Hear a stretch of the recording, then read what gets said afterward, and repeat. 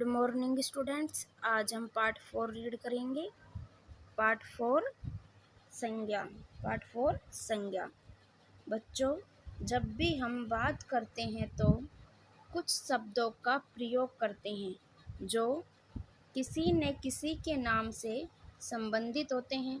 वास्तव में ये नाम वाले शब्द ही संज्ञा है। जैसे बच्चों, नाम वाले शब्द ही संज्ञा होते हैं। जैसे पिताजी अखबार पढ़ रहे हैं।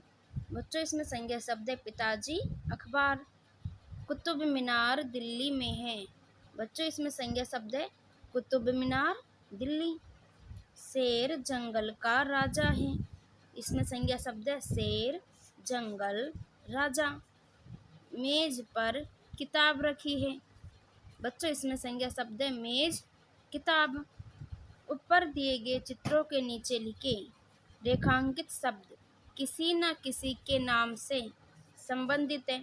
यही नाम वाले शब्द संज्ञा कहलाते हैं। बच्चों, जो ये रेखांकित शब्द है ये किसी न किसी नाम से संबंधित है, इसलिए यही नाम वाले शब्द संज्ञा कहलाते हैं।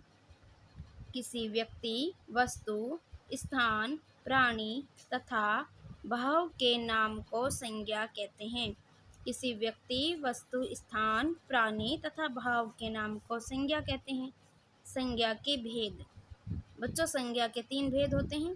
व्यक्तिवाचक संज्ञा, जातिवाचक संज्ञा, भाववाचक संज्ञा। भाववाचक संज्ञा। व्यक्तिवाचक संज्ञा। बच्चों, फर्स्ट है व्यक्तिवाचक संज्ञा। जिन संज्ञा शब्दों से किसी विशेष व्यक्ति, वस्तु, स्थान आदि का बोध होता है उन्हें व्यक्तिवाचक संज्ञा कहते हैं। बच्चों, किसी विशेष व्यक्ति, वस्तु, स्थान आदि का बोध हो उसे व्यक्तिवाचक संज्ञा कहते हैं। व्यक्तियों के नाम जैसे मदर टेरेसा, सुभाष चंद्र बोस, प्रणब मुखर्जी। स्थानों के नाम लाल किला, ताजमहल, हिमालय। वस्तु के नाम घड़ी, खिलौना, रामायण। कुछ अन्य व्यक्तिवाचक संज्ञाएं। बच्चों, कुछ और भी व्यक्तिवाचक संज्ञाएं होती है जैसे पुस्तकों के नाम महाभारत, हर्षचरित, कादम्बरी, निर्मला आदि। देश, शहरों एवं गांवों के नाम जैसे भारत, नेपाल, अमेरिका, रूस, न्यूयॉर्क, टोक्यो, रामपुर आदि। नदियों के नाम गंगा, यमुना, सरस्वती, कावेरी, ताप्ती आदि। त्योहारों के नाम होली, दीपावली, दशहरा, लोहड़ी, ईद आदि। खेलों के नाम cricket, kabaddi, hockey, football, badminton आदि। इमारतों के नाम कुतुब मीनार, चार मीनार, gateway of India, Rashtrapati Bhavan आदि। व्यक्तियों के नाम सचिन तेंदुलकर, अमिताभ बच्चन, महादेवी वर्मा आदि। दिनों व महीनों के नाम सोमवार, मंगलवार, जनवरी, फरवरी आदि। बच्चों, इस तरह इमारतों के नाम, व्यक्तियों के नाम, दिनों व महीनों के नाम, नदियों के नाम, देशों के नाम, ये सभी क्या है व्यक्तिवाचक संज्ञा। सेकंड, जातिवाचक संज्ञा। जिस संज्ञा शब्द से किसी जाति के या एक ही प्रकार के प्राणियों, वस्तुओं तथा स्थानों का परिचय मिले वे सभी शब्द जातिवाचक संज्ञा के अंतर्गत आते हैं। जैसे पुस्तक, सैनिक, ताला। कुछ अन्य जातिवाचक संज्ञाएं सैनिक, छात्र, कंप्यूटर, फल, सब्जी, आदमी, बच्चा, कबूतर, नदी, पहाड़, त्योहार, कमरा, अध्यापक, लड़की, खिलौना, पेड़ पौधे, बगीचे, शहर, पशु पक्षी, भाई बहन, शेर, नगर, विद्यालय आदि। बच्चों, जिन संज्ञा शब्द से किसी जाति के या एक ही प्रकार के प्राणी, वस्तु तथा स्थान का परिचय मिले वे सभी शब्द जातिवाचक संज्ञा के अंतर्गत आते हैं। थर्ड, भाववाचक संज्ञा। थर्ड है बच्चों भाववाचक संज्ञा। जिन शब्दों से किसी व्यक्ति या पदार्थ के भाव, गुण, दोष या अवस्था का परिचय मिले वे सभी शब्द भाववाचक संज्ञा कहलाते हैं। बच्चों भाव गुण दोष आदि का परिचय मिले वो भाववाचक संज्ञा शब्द कहलाते हैं। जैसे हरियाली, बचपन, बुढ़ापा। भाववाचक संज्ञा को केवल अनुभव किया जा सकता है, उसे देखा या छुआ नहीं जा सकता।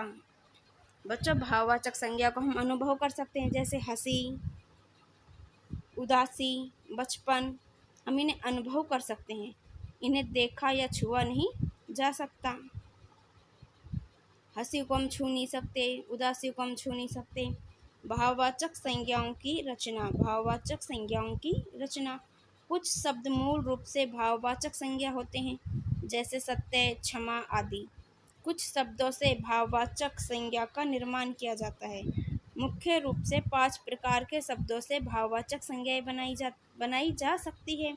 जातिवाचक संज्ञा से, सर्वनाम से, विशेषण से, क्रिया से, क्रिया विशेषण से। बच्चों देखो, जातिवाचक संज्ञा से, जातिवाचक संज्ञा मित्र। इससे भाववाचक संज्ञा कैसे बनेगी? मित्रता, व्यक्ति, व्यक्तित्व, पशु, पशुता, ईमान, ईमानदारी, पंडित, पांडित्य, दास, दासता, सज्जन, सज्जनता, देव, देवत्व। इसी तरह बच्चों सर्वनाम से भाववाचक संज्ञा बनेगी। इसी तरह विशेषण से भाववाचक संज्ञा बनती है। सर्वनाम से जैसे अपना, अपना शब्द सर्वनाम है, इससे भाववाचक संज्ञा बनेगी अपनापन। पराया, परायापन।